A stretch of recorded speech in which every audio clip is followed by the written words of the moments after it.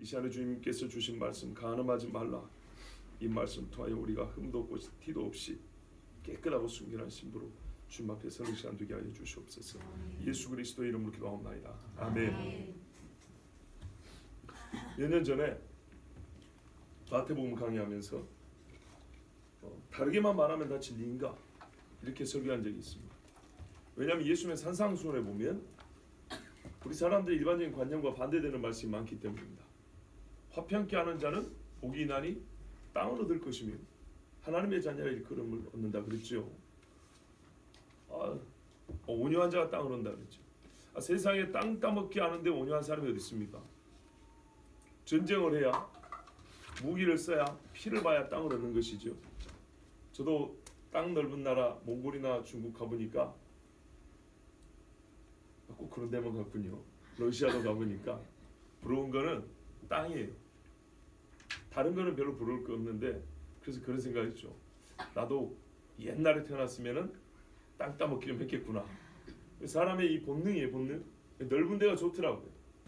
광활한 벌판 좋고요. 야, 제가 넓은 바다를 보고 컸지만은 또 그래서 그런지 넓은 땅도 좋더라고요. 그런데 성경은 이런 인간의 기본적인 이 본능과 욕구를 제어하고 반대되는 가르침을 줍니다. 그리고 그게 진리라 그럽니다. 그러면은 반대니까 진리일까요? 그게 아니고 원래 그게 진리인데 인간이 뒤집어서 사는 거죠. 그래서 다시 뒤집으라고 말씀해 주시는 거죠. 여러분, 이 시대에 간음이 죄입니까? 혹시 간음이 무슨 뜻인지 몰라서 사전적 정의가 필요하신 분 있으면 손 들어보세요. 다 아시죠?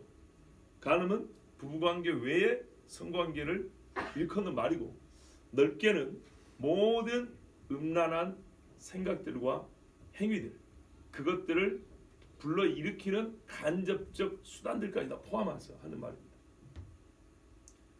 어렵지 않죠? 예. 그래서 예수님은 음욕을 품고 여자를 보는 자마다 간음하는 자다 그랬어요. 그러고 보면 세상에 간음 안 하는 사람 한 명도 없어요. 혹시 결혼하기 전에 나는 내 신부를 보고 음욕 품은 적이 없다 하는 남자분 혹시 계십니까? 혹시 여기 계신 부인들 중에 나는 내 남편을 결혼하기 전에 음란한 생각을 한 번도 한 적 없이 그냥 백지 상태로 만나서 결혼했다, 그런 분 계시면 손 들어보세요. 없죠? 예. 간음하지 말라. 다 어겼네요. 영락 없는 죄인들입니다. 그런데요, 이 계명만큼이나 요사이 죄로 만들지 않으려고 부단히 애를 쓰는 계명도 없습니다. 세상에서는 간음은 죄가 아닙니다. 서로 합의하여 성관계를 했는데 그게 왜 죄입니까? 성적 자기 결정권에 의하여 내가 결정하고 내 몸을 내 마음대로 했는데 누구에게 피해 준 것도 아니고 서로 즐거웠는데 이게 왜 죄죠? 요사이는 남의 부인 가지고 남의 남편과 더불어서 잠자리를 해도 죄가 아니다. 적어도 형사 처벌을 받지 않는다. 무슨 말이냐면 우리가 좁은 의미에서 죄라는 건 형법에 의한 정죄 아니겠습니까? 처벌을 해야 하고 감옥에 가둬야 하고 매를 때려야 하는 죄는 아니라는 거예요. 이쪽이 아주 메마른 의미에서 계약입니다. 계약 관계를 맺었는데 무슨 민사 관계처럼 둘이 부부로 살려고 계약 관계를 맺었는데 이 두 계약 당사자 사이에 제3자가 끼어들어 방해했다는 의미에서 민사적 보상만 해주면 됩니다. 이게 이 시대가 말하는 간통, 간음이죠. 서로 합의했으면 정죄할 이유가 없고, 또 이미 일방이나 쌍방이 부부관계를 형성하였다 하더라도 형법으로는 처리할, 즉 죄인으로는 정죄할 수가 없고, 다만 먼저 관계를 맺었던, 결혼 계약을 맺었던 사람에게 그 심리적 정서적 이 위로금조로 약간의 민사적 보상만 해주면 된다. 이게 현 시대 다른 나라가 아니라 우리나라 교회가 수천 개 수만 개 있는 대한민국의 법 아니겠습니까? 그런데 성경은 옛적부터 지금까지 동일하게 말씀합니다. 간음하지 말지니라. 그러면은 우리 법은 반사회적인 법이네요. 그러니까 우리 법이라는 건 성경이죠. 성경에 보면 반사회적 법이네요. 맞습니까? 그리고 이게 가장 왜 사람이 가장 만연하게 그러니까는 요즘에는 흔하게 짓는 죄가 바로 이 죄 아닙니까? 대학생들이 섹스 동아리를 만들고요. 자기 과 친구들끼리 이 관계한 거를 단체 카톡이라는 게 있죠. 요즘에는 일단 삥 돌린다잖아요. 그러면은 대개 남자는 영웅이고 여자는 수치스러워서 학교를 못 다닙니다. 조금 뻔뻔한 또 너무 성차별인가요? 좀 용감한 여학생들은 그래 뭐 그래서 어쨌다고 이러고 다닙니다. 자, 이게 가득합니다.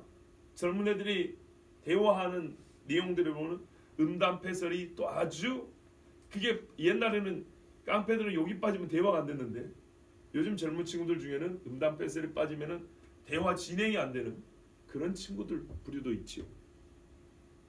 그러면 그 사람들이 제일 싫어하는 게 뭘까요? 세상에 어떤 법을 제일 싫어할까요? 하나님의 법 성경을 싫어합니다. 그래서 예전에 말씀드렸죠. 초대 유네스코 감독했던 줄리안 헉슬리, 다윈의 불독이라고 했던 다윈의 친구였던 토마스 헉슬리의 손자 정도로 알고 있는데요. 이 줄리안 헉슬리가 뭐라 했다고요? 과학자들이 왜 진화론에 빠져듭니까? 과학적 실험, 관찰, 증명의 방법에 의하여 볼 때 진화론이 인간의 기원이라든지 우리의 세계관, 인간의 삶을 가장 행복하게 해줄 수 있는 최고의 이론이기 때문입니다. 뭐 이렇게 나와야 될 거 아니겠습니까? 증거가 있기 때문에 이렇게 되겠죠. 그렇지 않냐고 뭐라 그랬다고요? 여러 번 들었잖아요. 안 들었어요?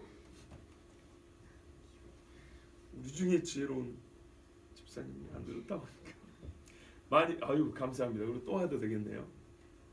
우리 과학자들이 진화론에 빠져드는 이유는 진화론을 빼면은 유일신 사상, 즉 유일신의 창조에는 잡을 것이 없기 때문에.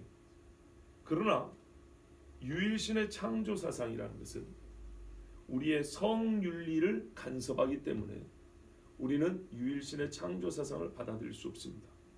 그러므로 남은 것은 진화론에 우리가 목을 맬 수밖에 없다. 그것을 붙들 수밖에 없다.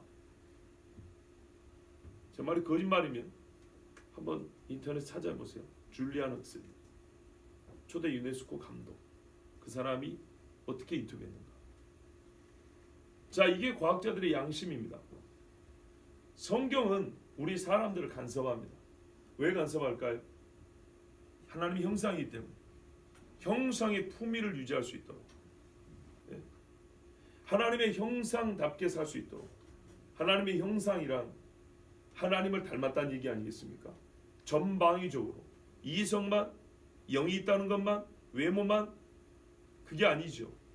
모든 것이 하나님을 닮았다는 겁니다. 성경에 어떤 거는 닮았고 어떤 거는 안 닮았고 이게 없어요. 전체적으로 하나님을 닮았다는 겁니다. 그래서 유사 하나님적인 기능이 있고요. 맞죠? 예. 하나님 비슷한, 그러니까는 하나님은 절대 될 수 없고요. 하나님과 비슷한 능력도 있고요. 또한 우리에게 어떤 권한도 주어졌습니다. 하나님과 친교할 수 있는 능력이 있죠. 하나님을 알 수 있는 능력이 있죠. 그리고 하나님이 만드신 창조 세상을 대신 다스리라는 권한도 받았죠. 그리고 하나님이 이 땅을 만드실 때는 창조주로 창조를 하셨는데 인간은 창조주는 아니지만 창조적 행위를 할 수 있게 됐죠. 그게 뭐라고요? 예? 하나님은 없는 것을 있는 것 같이 불렀어요. 생명을 잉태하고 낳는 것은 창조적 행위라 사람이 누릴 수 있는 가장 기쁨이라고 했어요. 하나님의 창조하신 후에 좋다 그랬다고요. 하토브 좋다 그랬다. 그 모든 것 중에 가장 좋은 것이 자기의 형상이었어요. 그래서 사람도 자기를 닮은 아이를 낳고 나서 제일 기뻐합니다. 이게 하나님의 형상입니다. 이 형상을 지키기 위해서 하나님이 계명을 줬습니다. 그 제1계명은 더 이상 설명할 필요가 없죠. 그리고 오늘 바로 7계명 간음하지 말지니라 보면 옛 번역에는 간음하지 도 말지니 이렇게 돼 있어요. 왜 이런 식으로 번역을 했냐면 히브리 원문에 바브로 시작 즉 그리고로 시작하기 때문입니다. 계명이 1계명이 주어진 다음부터는 그리고 이렇게 수행됩니다. 무슨 말이냐? 1계명의 장엄함, 위험, 강력한 명령, 모든 뒤따르는 계명에 동등하게 적용된다는 얘기입니다. 우상 숭배하지 말라라는 이유가 확실하고 그것이 무엇 때문인지, 그 계명을 지킴으로 얻는 유익이 무엇인지, 그것은 고스란히 이어지는 2계명 이하 10계명까지 다 적용이 된단 말입니다. 권위에 있어 동등하고, 유익에 있어 동등하고, 그 내적 성질에 있어서, 즉 신성에 있어 동일하다. 아시겠습니까? 우리가 우상을 숭배함으로 하나님의 형상으로서의 자존심도 잃어버리고, 하나님 주신 복도 잃어버리고, 하나님과 원수된다 하면 제7계명인 간음을 행함으로써 하나님의 형상이 본질된 걸 잃어버리고, 하나님을 대제하는 자가 되고, 하나님과 유일하게 언약 관계를 맺고 있는 인간으로서, 즉 언약 관계가 파괴된다는 얘기입니다. 그러므로 간음하지 말지니라를 기껏 잘해야 성순교를 지키라는 얘기냐? 기껏이란 말은 좀 가볍군요. 성순교는 매우 중요하죠. 그렇게만 이해하시면 안 된다는 겁니다. 더 넓은 개념입니다. 더 넓은 명령입니다. 말하자면 우리 인간의 성에 대한 인식과 성적 자기 결정과 행위를 어떻게 해야 되는지에 대한 매우 근본적인 계명이고 명령입니다. 그리고 그것이 가장 좁은 의미에서 또렷하게 드러나는 부분을 얘기할 때는 남녀 간의 성관계를 생각할 수 있는 것입니다. 그러면 이 남녀 간의 성관계를 포함하여 넓게 성에 대해서 말씀하고 있는 이 간음하지 말라, 그리고 하나님의 형상을 지키고 보존하기 위해서 주어진 이 계명, 즉 다시 말하면 성과 하나님의 형상은 어떤 관계에 있는가에 대해서부터 좀 들어봐야 되겠죠. 이 짧은 말씀인데 오늘 저는 이 한 계명을 오늘로 다 마치지 않고 다음 시간에 이어서 이제 좀 다음 시간에는 구체적인 간음하지 말라의 그 간음의 구체적인 예를 들어서 하나님의 말씀을 전하고자 합니다. 오늘은 좀 포괄적인 이야기입니다. 자, 들어보십시오. 제가 사람의 마음을 다 알지 못하여도 여러분 중에 이 계명이 찔리지 않은 사람이 없고, 어떤 일은 좀 많이 찔릴 것이고 어떤 일은 아직 회개하지 못한 죄가 있을 겁니다. 피하지 말고 들으시고 회개하면 됩니다. 세상에 어떤 죄인이, 아니 어떤 사람이 이 범죄에 해당되지 않는 이 죄를 짓지 않은 사람이 있겠습니까? 저는 여러분에게 정죄하려고 쓴 게 아니고 하나님 앞에 정죄받지 말라고, 진짜 심판주 앞에 섰을 때 무조건 벌벌 떨지 말라고, 두려우면 형벌인다니 이 죄로 말미암아 두려워 형벌을 받지 말라고 증거하는 것이니까. 그리고 보다 아름답게 성을 사용하고 보호하여서 하나님의 형상으로 살게 하기 위해서 말씀 전하는 것이니 지금은 들으시고 하나님 앞에 고할 것이 있으면 고하시기 바랍니다. 그러나 고하기 위해서는 잘 들어야 합니다. 자, 간음하지 말라. 오늘 아까 서론을 말씀드린 것처럼 그래서 크게 두 가지를 보는 거예요. 성과 결혼에 대해서 짤막하게, 이 아침 시간에 길게 할 수 없으니까 짤막하게 보려고 합니다. 아, 길게 하면 돼요? 아, 그래요? 그러면 시간이 무지하게 많이. 자, 그래서 두 번 나눴다고요. 하나님이 창세기 1장에 보면 자기 형상대로 뭘 만들었죠? 사람을 만들었어요. 그런데 그 뒤따르는 말씀이 중요해요. 뭐와 뭐로 만드시고 그랬어요? 남자와 여자. 그러면 하나님은 자웅동체인가? 하나님 안에 남성 있고 여성 있나요? 자웅동체 아시죠? 한 몸 안에 수컷의 성기와 암컷의 성기 혹은 그 성적 기능이 함께 있어요. 지렁이 같은 거. 그걸 자웅동체라고 합니다. 하나님이 그런 분인가요? 아닙니다. 하나님은 성경에서 자기를 가리킬 때 성 구별로 표현할 때는 남성으로 표현합니다. 아버지라고 합니다. 그렇죠? 어머니 하나님은 저쪽에서 말하는 거고 어머니 하나님이란 건 없어요. 왜 하나님은 근데 자기를 남성으로 표현했어요? 남자입니까? 남자는 아닙니다. 그런데 하나님이 자기 형상을 만들어 우리 인간을 볼 때 남성성에 담기는 어떤 면을 보면 하나님의 어떠하심을 알 수 있어요. 옛적에 어릴 때 궁금할 때가 뭐냐면 아버지 낳으시고 그러더라고요. 엄마가 배불렀는데. 그리고 어머니가 나를 기르신대요. 아빠가 돈 벌어 먹는데. 왜 그랬을까요? 생명의 근원을 얘기하는 거죠. 근본이 어디에 있냐. 그래서 흔히 말하는 씨라 그러고 씨족사회라고 그러죠. 아버지 성 씨를 따른다 그러죠. 아하, 생명의 근원이 어디에 있고, 그리고 생명을 보호하고 보존하여 장성하여 스스로 살아갈 수 있을 때까지 그걸 책임지는 이가 아버지입니다. 그렇죠. 그래서 하나님은 아버지라고 부르죠.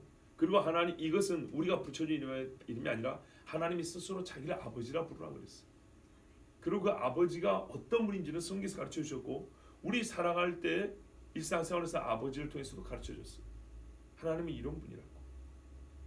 그런데 어쨌든 하나님 뭐냐면 남자와 여자를 만들고 이 두 성 구별이 하나님의 형상이라고 했어요.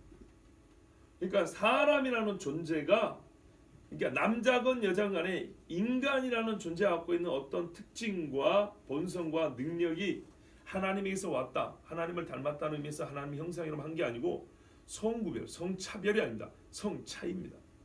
성차이와 그거를 구별하여 놓은 것이, 차이에 따라 구별하여 놓은 것이 하나님의 형상이라고 그랬습니다.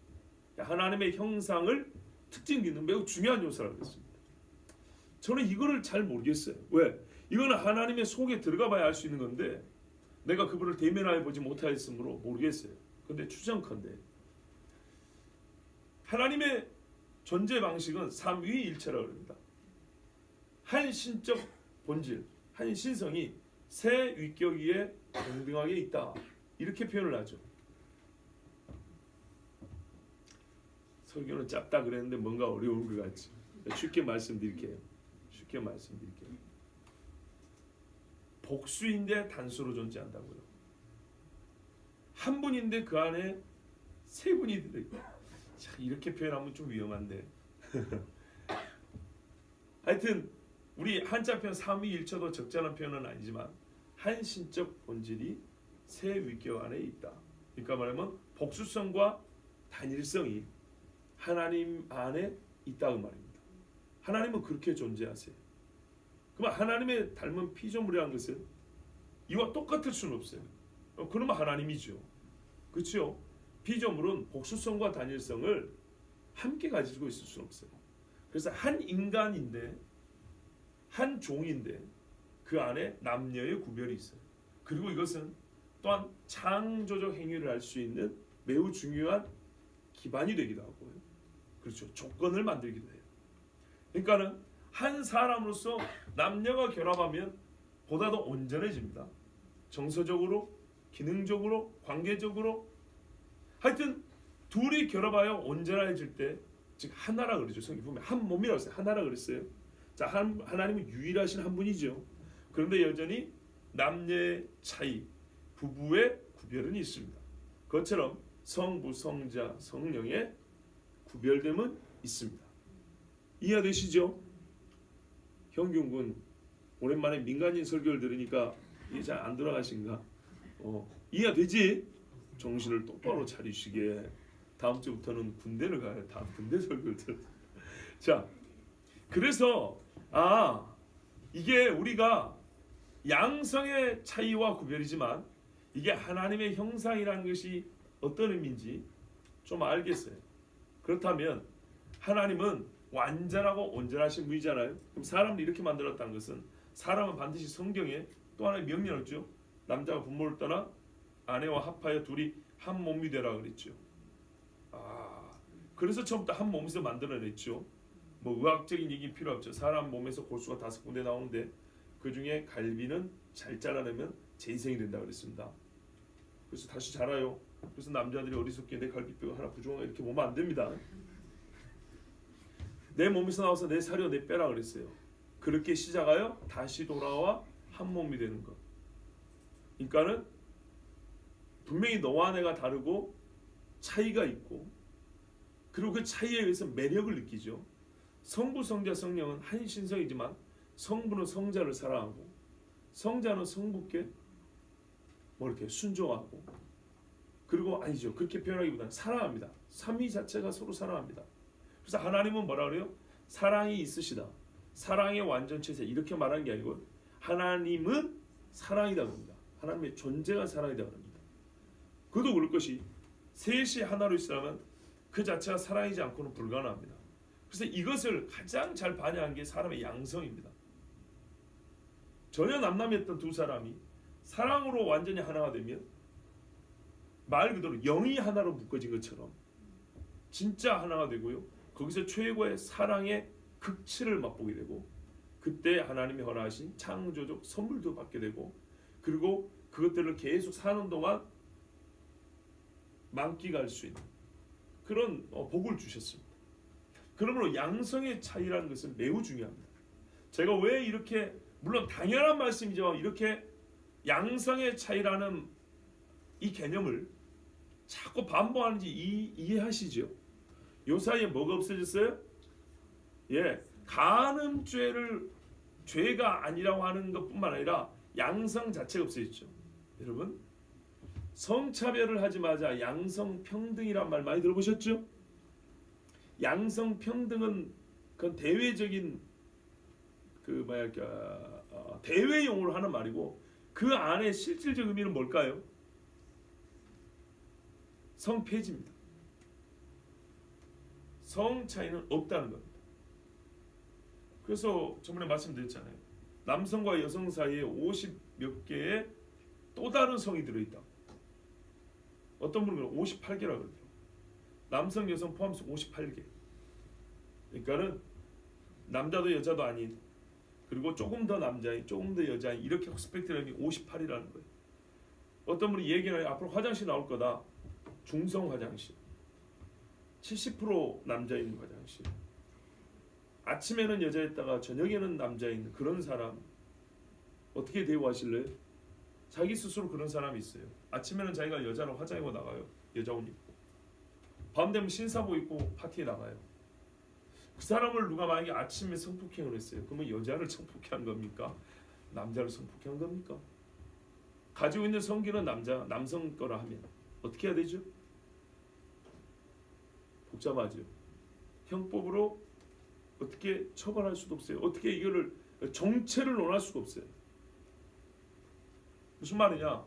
예적에는 정신적인 문제는 차치하고 외적으로 보이는 신체의 이 특징을 가지고 즉 성기를 보고 남성의 성을 아주 간단하게 구별했거든요. 그리고 그게 정확했어요. 근데 요새는 어떤 이의 주장과 같이 선천적인 또는 대부분은 솔직히 후천적인 교육 내지는 어떤 문화적인 영향에 의해서 또는 스스로의 자기 자신을 세뇌한 것 같은 그런 작용에 의해서 성정체성이 혼돈을 일으키는 사람이 꽤 많죠. 그리고 그거를 그대로 받아주는 추세 아니겠습니까? 그래서 겉보기에는 여자들의 권리를 신장시켜달라, 남녀 차별을 철폐하고 남녀 평등해달라. 그렇죠. 재밌죠. 말이 얼마나 달라지는 거 봐보세요. 20년 전만 해도 남녀 평등이라 했어요. 남녀는 정확했어요. 근데 요즘에는 뭐라 그래요? 성이라 그러죠. 옛날에는 남녀를 얘기할 때 섹스라는 표현을 썼어요. 이거는 성구별입니다. 그런데 요즘에는 젠더라 그러죠. 의식적 사회적 성구별입니다. 우리나라 제가 옛날에 여성가족부인가 무궁할 때 젠더 미니스트리라고 했어요. 정부 부처가 하나 뭐냐면 젠더라는 말을 씁니다. 성을 어떻게 본다고요? 사회적 개념으로 본다 이 말입니다. 하나님이 주신 타고난 남성성, 여성성이 문제 아니고 그 사람이 사회적으로 남자 혹은 여자로 살아가느냐, 어떤 역할을 하느냐에 따라서 이 구분하는 이름이 제가 사회학자는 아닐 때 정확히 보면 젠더라 그럽니다. 그러니까는 지금 간음하지 말라 하고 이 관계된 우리가 갖고 경험하고 있는 이 간음과 결부되어 있는 여러 가지 성에 대한 문제들을 봐보세요. 얼마나 복잡한가. 제가 지금 말씀드린 요지는 뭐냐면 하나님의 형상은 남녀의 성구별이 반드시 포함되어 있는데 이 세상은 하나님의 형상 되기를 포기할 때 남녀 성구별을 없애버리고 그러므로 말미암아 하나님의 형상을 보호하기 위해서 주신 간음하지 말라는 계명을 없애버려서 하나님의 형상을 스스로 파괴시키고 잃어버리고 있는 중이다 이런 말입니다. 동의가 되십니까? 동의가 안 되십니까? 아니 제가 또 본래대로 소리를 좀 높여볼까요? 간통죄 폐지가 된 거를 보고도 모르세요?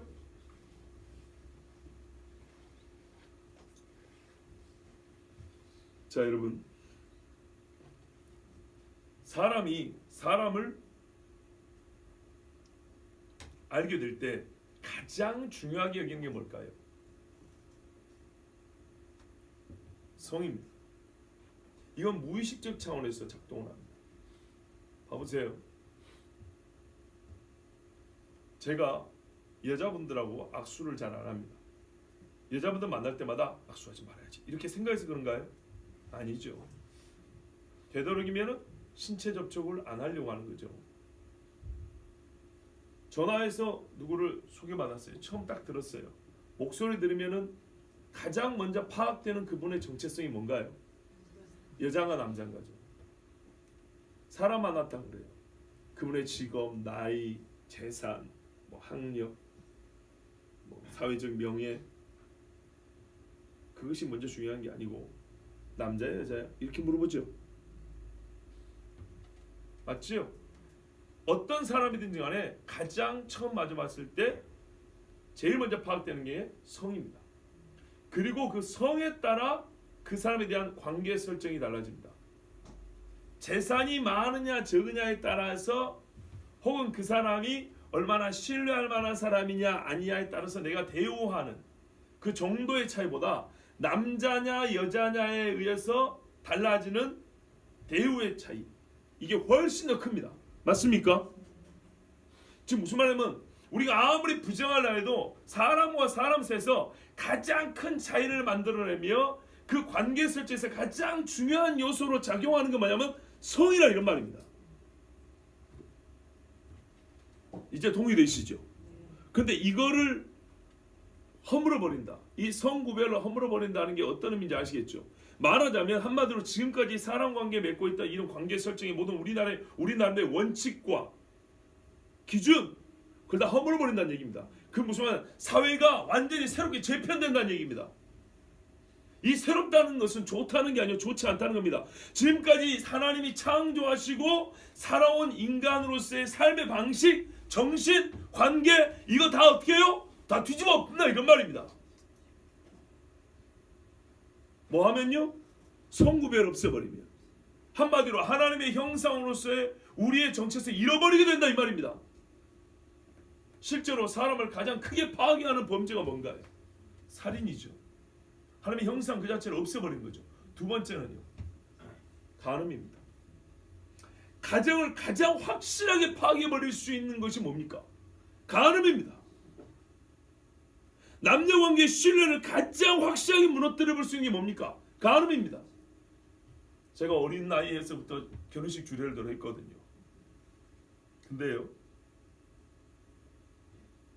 주례할 때 했던 말 중에 이런 게 있었어요. 간혹 보면 이 사람들의 눈에 보기에 한쪽이 너무 훌륭하고 한쪽이 좀 모자라다고 여기는 경우 있어요. 이거는 죄의 기준이 아닙니다. 절대 그렇지 않습니다. 제 눈의 안경이라고 서로 손해받니 이런 생각 당사자들은 아는데 꼭 옆에 사람들이 쓸데없는 소리 한다고요. 그래서 제가 그 쓸데없는 사람들을 입을 좀 막고 이 두 사람의 결정을 존중하고 축복하기 위해서 이렇게 말하는 경우가 있습니다. 예를 들어서 남자가 아주 훌륭했다 치자고요. 이 집에 돈도 많고 막 남자가 너무 집안도 소위 빵빵하고 잘 나가는 사람이에요. 근데 부인은 저 시골의 술람미 여인 같이 말이죠. 그래요. 그랬을 때 이렇게 말하죠. 둘이 살면서 어느 한 일방이 뛰어난 게 많고 사람들에게 높임 받을 게 많다고 치자. 그런데 그 모든 것들이 한 방에 다 쓸모 없어져 버리는 경우가 있다. 그거는 부부의 정조를 지키지 않았을 때다.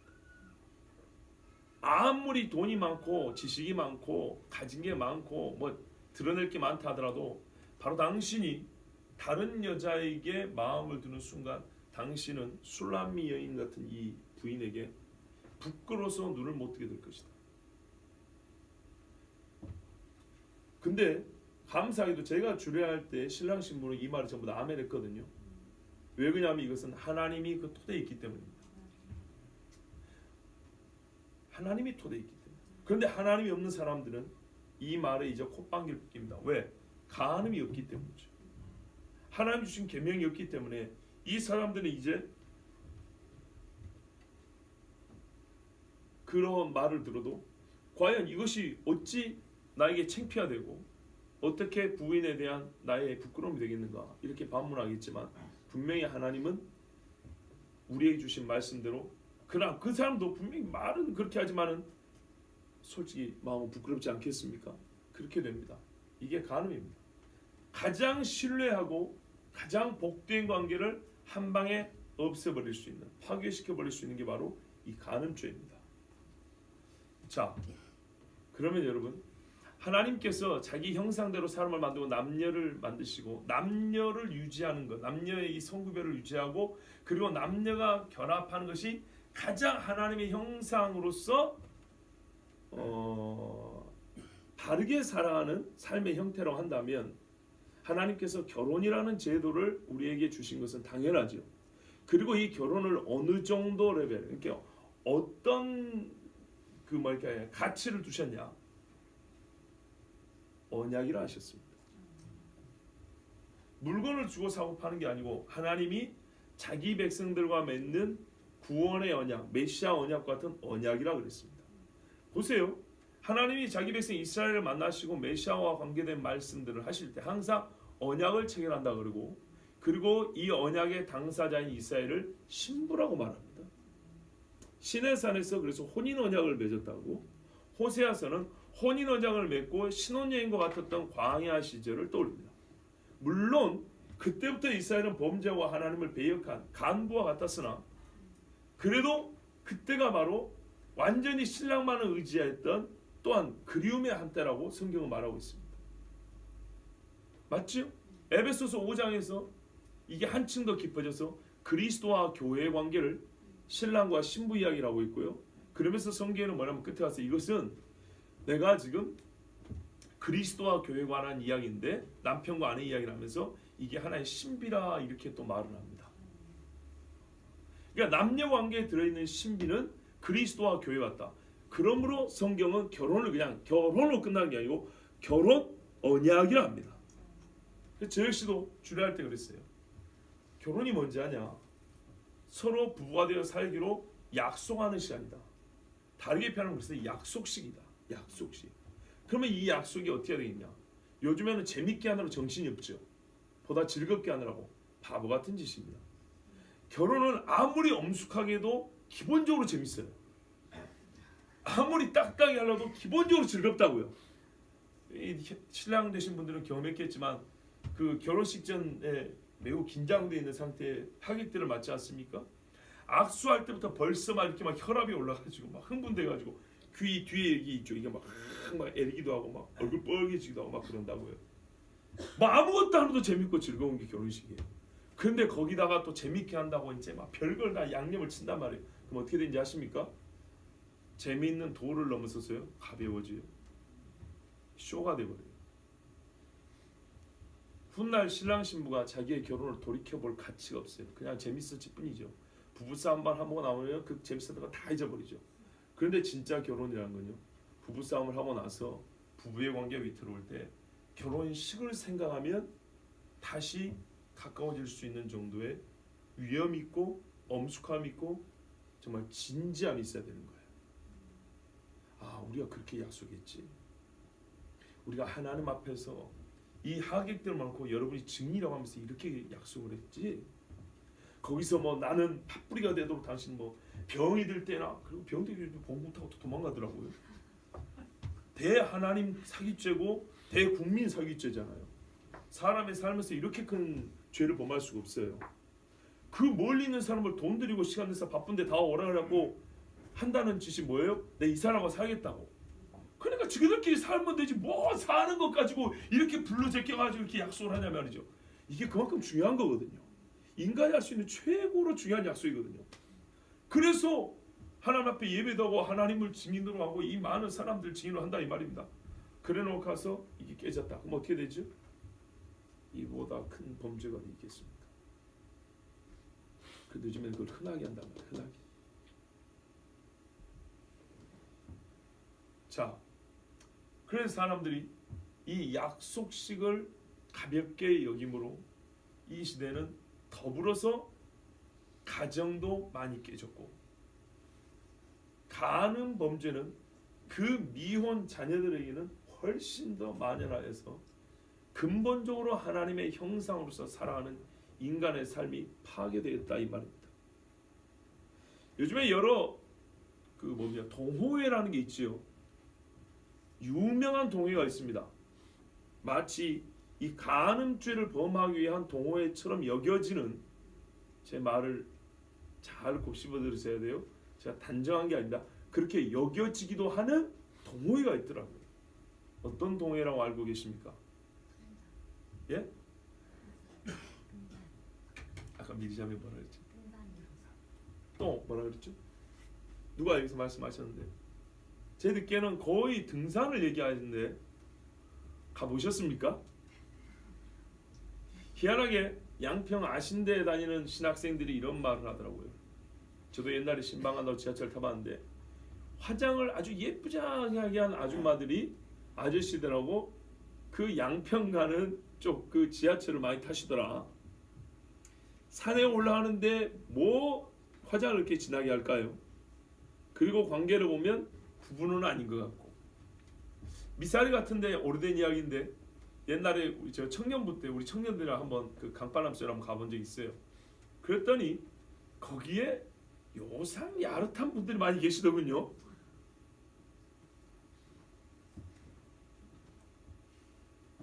등산은 운동하러 가는 거 아닌가요? 그런데 그렇지 않은 분들도 많더라고요. 근데 제가 말씀드리고 싶은 게 이겁니다. 여기 젊은 청년들도 아는데 장년 어른들이 모를까요? 자기 부인이 등산 동호회 가입했답니다. 그리고 일주일에 한 번씩 빠집니다. 남편이 왜 안 맞습니까? 아니, 이런 청년들도 그게 가장 요즘에 소위 핫한 타락의 온상이라는 걸 아는데, 젊은이들도 아는데 나이 40, 50대는 남편이 모를까요? 그렇게 무관심합니까? 근데 왜 내버려 둡니까? 얘 말 그대로 사랑이 식었기 때문이겠죠. 두 번째는 나도 뭐 피차일바. 그래서 내버려 두는 거 아닐까요?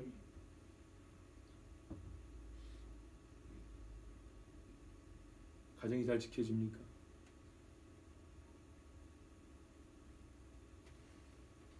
간음하지 말라는 사람을 가장 본질적 차원에서 하나님과 단절시킬 수 있는 죄를 막는 겁니다. 성경의 고린도전서에 보면 간음은 영적인 성질이 매우 강한 죄입니다. 고린도전서 뭐라면 사람이 다른 범죄는 자기 몸 밖에 지으나 간음은 몸 안에 짓는다 그랬어요. 몸 안에 심장입니까? 간입니까? 이 피부 안에 신경입니까? 그게 아닙니다. 본질적인 부분, 영적인 측면을 얘기합니다. 실제로 사람이 간음의 죄를 짓고 나면 영이 매우 격하게 흔들립니다. 살인죄 다음으로 간음죄를 짓고 하나님 앞에 예배하러 나올 때는요, 아주 사람이 힘들어집니다. 어떤 소위 옛날에 법사라고 했던 군종 장교로서 중으로서 장교를 했던 현재 집사인분이 이런 고백을 하더라고요. 현재 집사인. 옛날에 군목 비슷한, 그러니까 우리 군대 가면 교회 있죠? 형균이 알지? 법사들 있지, 장교들. 예, 군 중입니다. 그러니까 거기 군대 있는 중. 근데 군 중들은 재밌어요.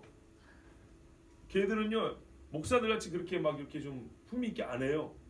아주 그냥 막 애들한테 재밌게 해요. 그러니까 막 애들이 막 좀 잘 따르고 그래. 근데 그분이 예수를 믿고 학교에서 이제 대학교에서 공부를 가르치는 교수입니다. 근데 이 교수가 학생들 전도를 했대요. 전도를 했는데 크게 두 가지랍니다. 그냥 듣기 싫다고 안 들어버리는 애들이 있고 듣는 애들이 있대요. 그리고 예수님을 나의 구주로 영접합니다 이랬대요. 그런데 어느 날 얘가 눈이 흔들리고 교수님을 똑바로 못 쳐다보는 거죠. 자기를 전도한 교수님을 똑바로 못 쳐다보는 거죠. 그러면 영락없이 죄를 짓고 온 거예요. 먼저인지는 크게 두 가지 중에 하나 아니겠어요? 젊은이들이 술 아니면 성입니다. 영락없대요.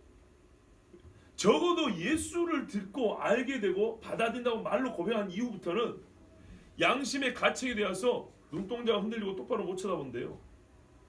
하나님 앞에 아담과 하와가 범죄하고 피했던 것처럼 피한다는 거예요. 그때 사람들이 여기서 또 나뉩니다. 진짜로 예수를 믿는 사람 어떻게 되냐? 이 정도까지는요 가칭을 받을 수 있어요. 진짜로 예수를 믿는 사람은 야 너 가서 회개해 하면 어떻게 해요? 하나님 잘못했습니다 하고 회개를 한 다음에 어떻게 할까요? 그 죄를 다시는 죄를 범하지 말라 말씀대로 안 하려고 애를 씁니다. 그런데 사쿠라로 믿는 사람 어떻게 하냐? 일본 분들 안 계시죠? 그때 찾는 게 뭐냐? 회개할 때 회개하는 게 아니고요 있는 모습 그대로를 찾습니다. 자, 무슨 말하는지 아시겠죠? 소위 치유를 찾는다고요. 그냥 괜찮아 이렇게 품어주는 걸 찾는다고요. 네 죄를 범했으니 네가 처음 들은 복음이 그거잖아. 너 죄인이라고. 그런데 희한하게 그것은 받아들인다 해놓고 눈에 띄는 범죄를 저지르고 와서 그래 너는 본질상 죄인이고 바로 이 행위가 본질상 죄의 증거야. 죄인의 증거야. 너 음란하게 가르마 왔어. 내가 보니까 너 죄 지은 거 맞냐? 맞지? 예, 솔직히. 그러면은 하나님 앞에 회개해라. 너의 전체를 용서하신 분이다. 그렇다면 이 죄를 하나님 용서해 너를 새롭게 하실 수 있다. 회개를 하면 예 교수님 감사합니다. 그래서 주님 제가 잘못했습니다 하고 회개 이러면 날로 새로지는데 그때 왜 스님 나를 정죄하세요? 하나님 나를 다 받으셨거든요. 나 믿음으로 구원받은 사람이에요. 나 이미 의롭게 된 사람이에요. 왜 그러세요? 그러면서 정죄하지 마세요 이렇게 간다고. 그러면서 어디선가 따뜻하게 하나님은 사랑이십니다. 근데 항상 제가 말씀드리죠. 어떤 사랑이냐고요? 어떤 사랑? 그런 친구들 어떻게 될까요? 형식상 그리스도인 맞아요. 형식상. 그러나 세상 사람과 아무 차이가 없고요. 세상은 그런 미안하지만 그런 놈들을 보고 네 같으면 내가 예수를 안 믿는다 이런 말을 하는 거예요. 그리고 그 사람은 교회는 다니지만은 하나의 새롭게 됨이 없이 그냥 듣고 싶은 소리. 그러니까 더 듣고 싶은 소리 듣는 거예요. 왜? 이 죄를 버릴 수는 없고 좋거든요.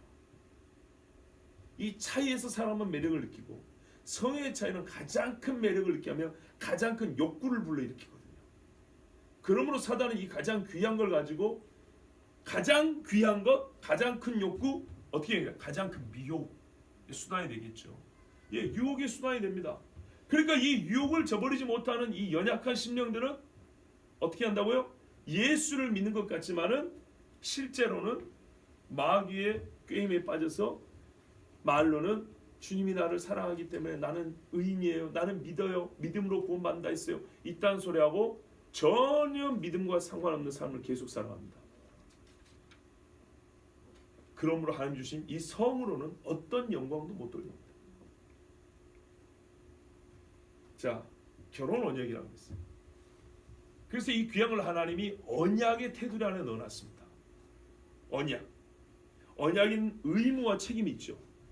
의무와 책임 중에 이제까지 성리학이 있으니까 성적인 경계선이 확실해야 되겠죠. 자문에도 그럽니다. 내 샘물을 다른 사람은 나눠 마시지 마라 그럽니다. 그렇죠? 그리고 이 시간은 어느 정도 지속돼야 할까요?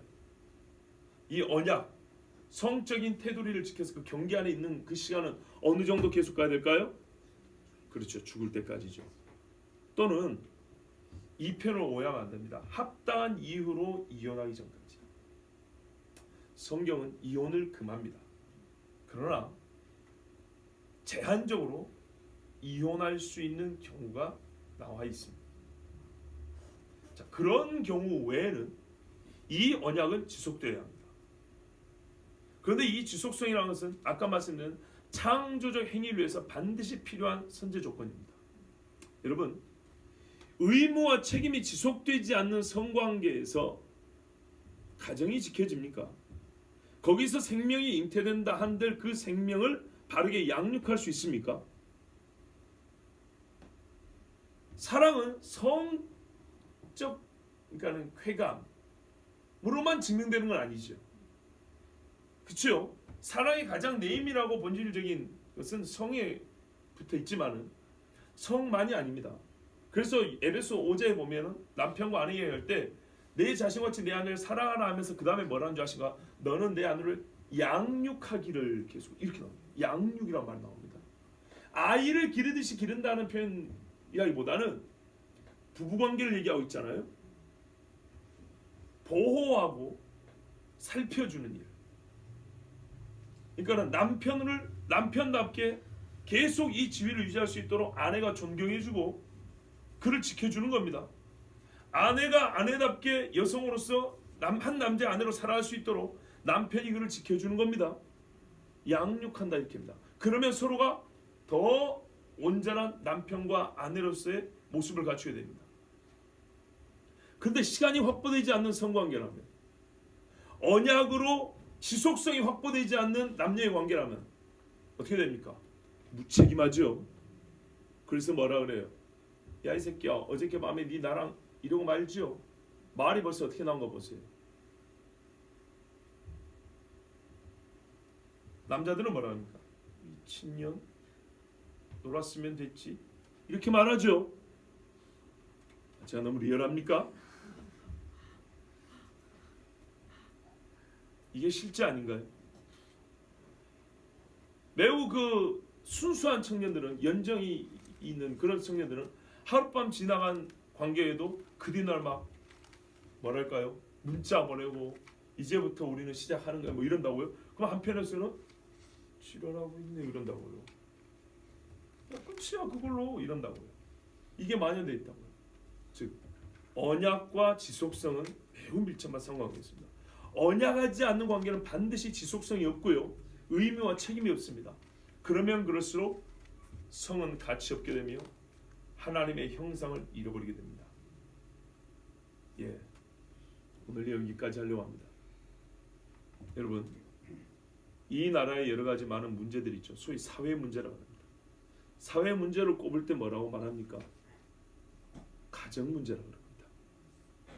좀 더 깊게 들어가면 가정의 해체라고도 표현하죠. 여기에는 간음의 문제만 있는 건 아닙니다. 산업 구조의 관계도 있고요, 이데올로기 문제도 있습니다. 그러나 우리가 이 간음, 즉 성적인 부분만 생각을 해보더라도 이 성의 보호, 하나님의 형상으로서의 정체성을 가지고 하나님의 형상의 이 본질을 형성하고 있는 이 성을 보호한다는 것, 이걸 하나님과의 언약 관계를 보호한다는 것이기도 하고 사람이 하나님의 형상으로 살아갈 수 있도록 아주 강력한 울타리를 쳐준 것 같습니다. 그런데 마귀는 이것을 무너뜨렸습니다.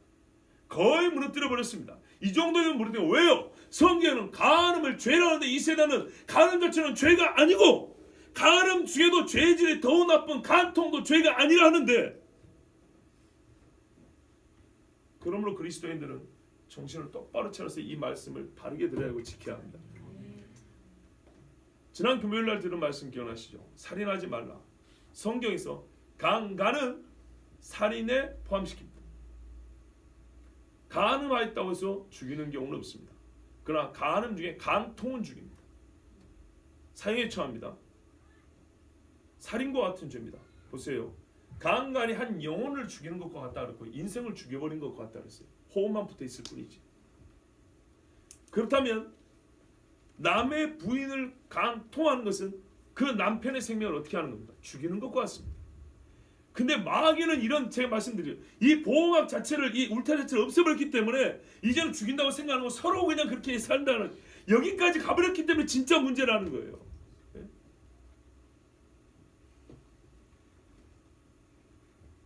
자, 오늘 본문에 매우 중요한 거 한 가지만 언급하고 마치겠습니다.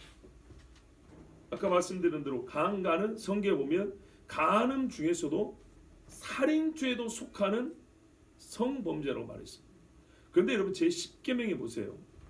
제10계명에 보면 탐심을 금하는 죄에 1차로 주어진 명령이 뭡니까? 내 이웃의 아내를 탐내지 말라입니다.